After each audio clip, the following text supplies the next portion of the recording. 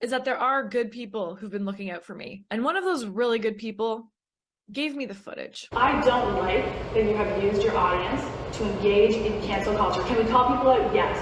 Can we say that the behavior was disgusting? Yes. But I did not put on a MAGA hat, lose friends and family and brand deals and business and everything to stand for free speech and against cancel culture to have the same people do it. It does not work. You're not realistic. I'm calling you out. It's like, don't gaslight me. I don't believe in cancel culture. I think it's a bad thing. You did 3 videos and you mentioned my name, so now you're saying... Well, I mentioned your name after, and I said I think she's amazing, and she's very intelligent, and she's great, and I'm not against Candace. Those were my words in the video, and you know this. I will not let you make this a Nicole versus Candace issue. I directed your audience to be as nasty as Chrissy.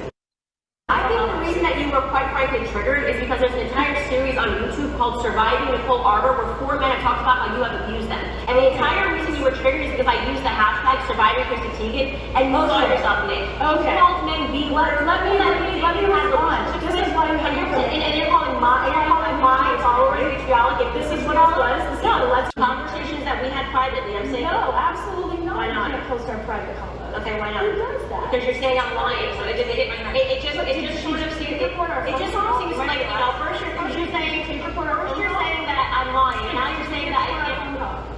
Which phone call? The one yesterday.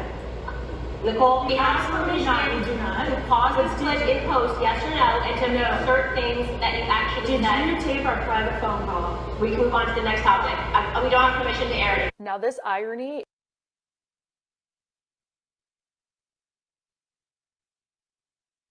is bananas. A day ago, I saw Candace Owens losing her shit at Steven Crowder taping a conversation between him and Jeremy from Daily Wire. Watch what Candace says about this topic. Why the hell did you record him? What were you doing that for? Did you think you were going to go to court? Fair point. Did you think you were going to go to court? Because that's the only reason you record someone. You'd be like, I don't trust my ex-fucking wife. Pardon my language, okay? I don't trust my ex-wife, so I'm going to record this phone call for safety, right? You record it because you're nervous that there's going to be a court hearing or the police are going to find out and you've got to back up what you said, okay? Why are you recording your friend? If not because you think it's going to go to court. Oh, because you think it's going to go to public and you're doing it intentionally because you know you're about to start a war. People, please use your common sense. I'm so disappointed in you and who you claim to be versus who you are. Oh, if you get bullied by Candace Owens, you can get through it, everybody. Steven's not a moron. He apparently is just a bad person who tapes his friends and then releases the tapes for personal gain. I'm personally insulted by Steven's behavior here.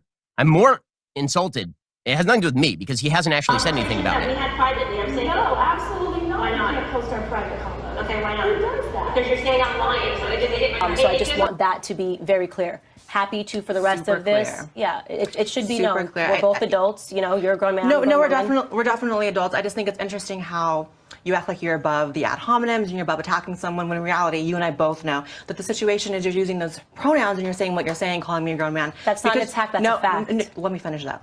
You're doing that in a way to be passive aggressive and petty, but in a way that your audience doesn't actually read because you do have the very hardcore conservative audience, and so they're not really going to read it as petty. Everyone else will. No, I don't. There's a lot of people who are commenting on the situation who aren't familiar with the type of industry or contracts that are involved here. And, you know, they're kind of taking the Daily Wire at their word that this is just how things are done. That's not true. So, sorry. So I feel like as someone who has been doing this for a long time, I've seen a lot of contracts. I do have information that can hopefully add some context as to why Crowder feels like he was wronged. Okay, so 6 years ago around, I was full-time on YouTube, but I had never signed with any company or anything like that. One of the first companies to approach me was Daily Wire. They offered me a role to move to LA and work for them full-time. At the time, I was living in Montreal. Here's the thing. I am probably, if I'm being honest, a better business person than I am a YouTuber, in that I've always had a very easy time monetizing my content, to the point that, you know, sometimes when companies have approached me to work with them or for them, they've actually been surprised that I'm doing so well on my own. And it's thanks to you guys. I really, in any case, the Daily Wire, they made me an offer that was significantly less money than I was making at the time to work for them. And basically, you know, they would control my YouTube, social media, you name it. And at the time, the offer was so much lower and more restrictive than what I was doing. I just flat out said, thanks, but no thanks. Like, not interested, support you guys in what you do, but that's not going to work for me. And I remember, I think I sent that in an email because they had sent a number through email. And after that, I got a call from Jeremy Boring, who essentially was kind of upset with me that I wasn't willing to play ball and negotiate with them. He even said something to the effect of, as someone who's older than you, let me give you some advice, pro tip on how to do business. It's always a good idea to negotiate. You should, never just turn down a first offer. And that's clearly his perspective when it comes to doing business, as we saw in his response to Crowder. But here's the thing, my thinking back then and my thinking now still to this day, and if anything, the past 6 years have cemented this mentality that I have, is that trust is really important when it comes to doing business for me personally. And when it comes to the Daily Wire, I'm not saying that I don't trust them to keep their word when it comes to a contract. Absolutely not. I believe that, if they have obligations, they will meet them. But what I'm saying is, I don't trust that if the opportunity would arise for them to, for lack of a better term, undercut my financial benefit for their own benefit, that they would not do that. I think, obviously business is just business. This doesn't need to be personal. I don't think this makes the people at the Daily Wire bad at all. And there's a lot of people who work for the Daily Wire who aren't involved in the negotiating practice at all. But like for me personally, I would just like to have trust in whoever I'm doing business with, that it's not always going to be a huge fight, huge ordeal to try and pick up pennies that they may be trying to keep from me. I'm not comfortable with that. And the thing about doing business is that's great. They're able to offer those types of terms to their talent. And if their talent wants, they can spend months arguing over contract terms, which is what Candace Owens confirmed on Timcast. Like, obviously Candace Owens is not someone, whether you like her or hate her, I think it's hard to say that she would be someone who would let themselves be taken advantage of.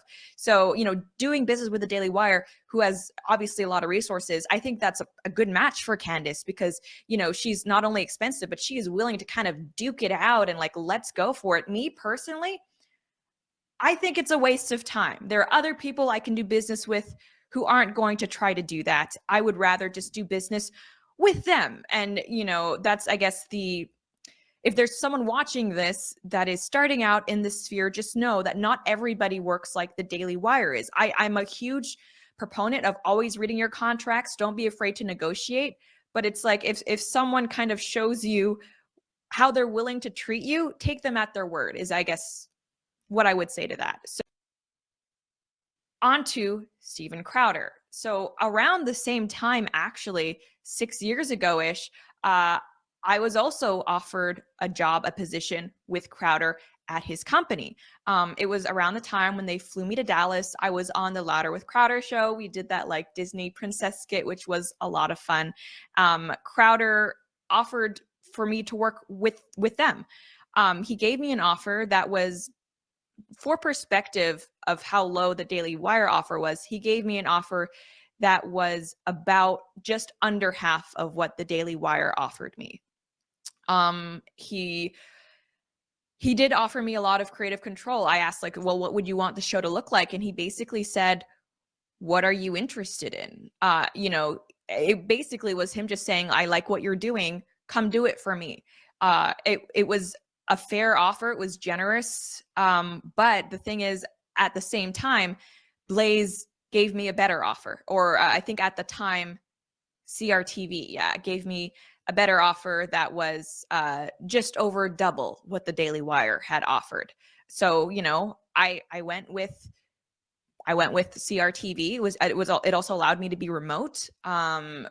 Crowder would have had me move to Dallas. And, at the time with all these offers, because here's the thing about Steven Crowder, and like where some of my criticisms of him come in. He is, and this is a good and a bad thing. He is someone who makes business personal. I think that's pretty clear from the situation we are seeing. If you have ever been to Crowder's show and seen how they operate, his parents are part of his company. His mom and dad, at least when I was there, and I think probably still, they work with him. You know, he employs some people where he employs both the siblings. It really is, you know, for the longest time, they were operating his show out of his house, his basement. So people were, you know, his employees were actually in his home like a lot of the time. You know, his wife and a bunch of the other people's wives, they watched the live show together at the time when it was like weekly. So it really is like a family affair. And so because it's such a personal thing for him, and you know, this is looking back at what I know now about Steven and what I know now about how he operated with the Blaze, I'm going to say I don't even like how I necessarily acted. I think he took it as a personal slight when I didn't come work for him. Or maybe I should have spent more time. Like I should have talked to him personally after and saying like, thank you so much for bringing me into your home. I realize that this is a close family you're inviting me to be a part of, but ultimately it just doesn't make sense. I should have done that. I regret not doing that. I kind of did treat it like a very like superficial job offer. So that's on me. I would not act the same way again. So apologies to Steven Crowder. Wow, sorry. I'm like, I was kind of an asshole, I'm realizing, just because of how he views business. Who did not expect to cry. So sorry for that. Just because, yeah, I see how obviously important his work is to him, and I probably seemed like a huge dick to him at the time, which wasn't my intention. So sorry about that. With that being said, though, I knew both Crowder's and Daily Wire's faults going into this. And so I knew that, look, you're dealing with people who the bottom line is everything.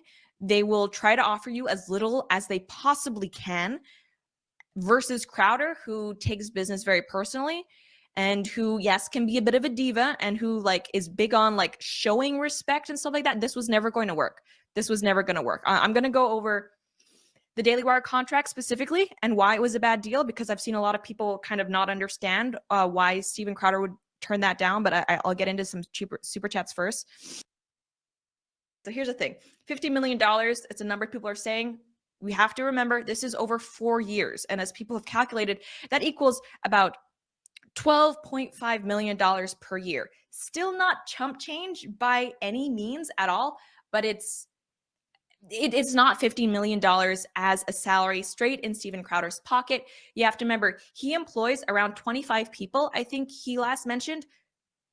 That's a lot of people to not only pay salaries for. You also have health insurance, things like that, production costs. So just to put it in perspective, because I see a lot of people throwing out that number saying like, oh, how could you even turn away from this?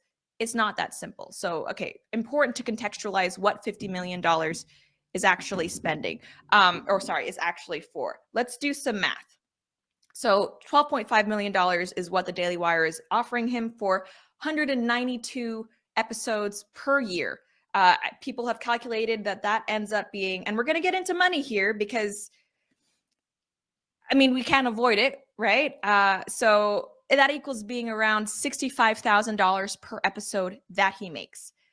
Steven Crowder, he can get he gets about 1 million views per episode between YouTube and Rumble. Okay, that's a lot of views.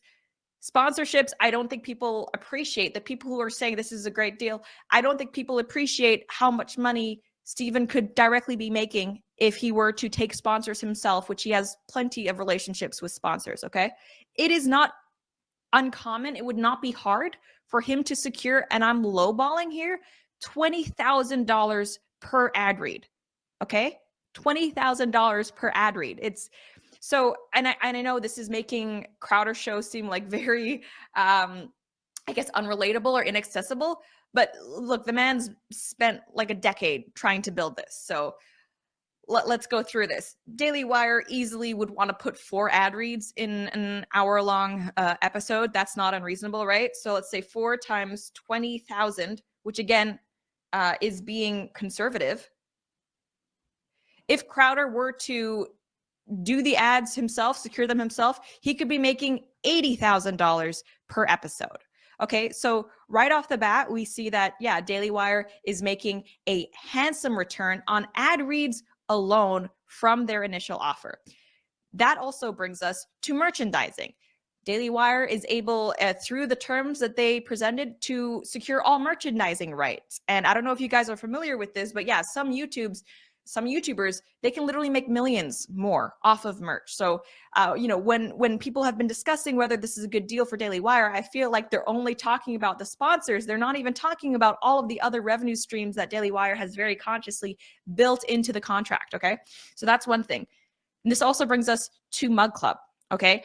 Now, the Blaze, it's kind of confusing. I didn't really understand how the Blaze versus Crowder operated.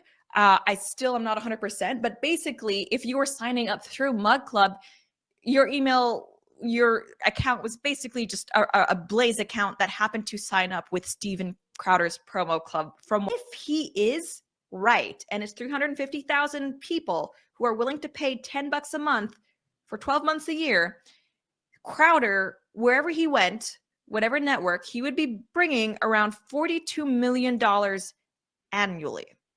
That's a lot of money. That absolutely makes the Daily Wire not a good deal. And you know what? Even if Crowder is off by half, there's 50% fewer people that would be willing to support him through Mug Club. The Daily Wire deal is still a low ball, okay? That's not even getting to the penalty terms, which we will cover now. Okay, so penalizing him $100,000 for every episode he didn't produce. Now, I do think that if you're going to include penalty fees, you should probably include compensation fees. And that is an issue that I had with Steven Crowder's first video. Like, it's one thing to say, oh, they're going to try to charge me $100,000. It's another thing to say, they will charge me $100,000 penalty if I don't deliver over the $65,000 they would have compensated me per episode. So I think, in their response, Daily Wire, yeah, it is important to contextualize this with the overall amount. Having their wage cut if YouTube demonetizes them or if sponsors boycott them and things like that. So Jeremy Boring has made the argument that, look, if you make less money, we should make less money. That's perfectly fair. And again, it's good business. Nothing about what the Daily Wire has proposed you could say it's bad business. It's all very good business. They're very shrewd businessmen. At the same time, though, objectively, these types of clauses telling commentators that if YouTube bans you, we're going to cut your money. If sponsors drop you because of a boycott, we're going to cut your money. These types of clauses, they don't exist at other networks. And this is what has bothered me about the Daily Wire. They're trying to frame this as, oh, this is just how business is done. This is just how the industry works. It's not, though. This is how they are choosing to do business, which it's fine. Like, they've come out and been like, yeah, admittedly, we're in this to make money. They're not hiding that fact. They shouldn't have to. It's not necessarily a moral judgment. My issue is, don't make it seem like this is also what every other network is doing, because it's not true. And here's the thing. The people at Blaze, people at TP USA, people at Newsmax who have also gotten an offer, kind of just like very quick offer, like kind of from, they're too classy to kind of like get in the mud and say, oh, we would never do this. But I'm gonna go ahead and be ratchet for them. They would never do this. Like Blaze, I've been demonetized. Like I've had issues. Blaze has never threatened or even mentioned taking less money. Same with TPUSA. I know a lot of people don't like the management of both those companies being real. They would never do this. This is not part of the contract that they offer people. So, it's fine for Daily Wire to say it makes most money this way for us, because obviously it does. But this isn't standard. This isn't business as usual. And frankly, if you're Steven Crowder, think of it, like, try to put yourself in his shoes, try to look past the $50 million. If you're bringing tens of millions of dollars to Daily Wire in the form of your paid subscribers, and they're only going to give you a fraction of that back in terms of pay while you shoulder all of the costs for the production value, and then for them to say, and by the way, if sponsors drop you, we're going to cut your wages, which your own subscriber base more than covers, and which is lower anyway than what you'd be making elsewhere, that is a bad deal. That does feel like bending to big tech. And, it's interesting because Jeremy says, well, not everyone has this clause. Everyone is different. We would have removed it. Then why are you offering it to someone like Steven Crowder? Why are you offering it to someone who's your friend? It's important to say that he isn't the one who came out naming names. And I think it is important that we have this conversation, especially like so many of us in this sphere, whether we're independent or with a network, we depend on audience support, crowdfunding, right? And so I think it is useful to have like this conversation. It probably didn't need to be as messy as it's being, about how contracts are working, where the money that you're donating, to these creators, where exactly is that going? Because I do think that people might be hesitant to donate to somewhere like the Daily Wire with their subscription if they know that, oh, by the way, if Crowder's there, and even if I'm paying for the paywall, if YouTube doesn't like what he says, he's getting less money. A lot of people would take issue with that. And I also think like, there are a lot of people who message me saying, I would love to do what you're doing. I want to get in the conversation. I want to get out there. I think it's important for those people to know that, hey, you don't have to accept these terms. This isn't just business as usual. There are tons of people out there, tons of organizations out there who aren't going to try to ream you and own your firstborn son even if it's just initial contract negotiations. They would still never even propose something like that. So I appreciate that Crowder's trying to have this conversation. I think it was done emotionally though. I think the fact that he wanted to include specifically the offer he received, I think it was done out of, I don't want to like, it was a snap reaction. This was something he felt personally hurt by the offer that Jeremy sent. Cause like I said, that is a personality quality that Steven has. I think he does hold grudges. He takes business very personally. He definitely took this personally and is holding a grudge about it. I do think that he is being genuine when he says that he has a moral issue with the way that the Daily Wire does business. And I think he especially has a moral issue with the concept of him bringing over his paid subscribers and then the Daily Wire taking a huge cut of that, and then also choosing to penalize him if he doesn't follow big tech's rule. Because I mean, these networks expect shows to promote the paywall. You push the paywall, you do special behind the scenes things for the paywall. But it seems like when a host would actually need the paywall support, Daily Wire isn't willing to give them that, which you could say it's just good business because they're bringing in less money. And yes, good business. But again, other networks don't do this. Crowder's initial video talked about Jeremy's video, and in which, by the way, Jeremy does say things like Steven's not a businessman. He doesn't know how to run a business.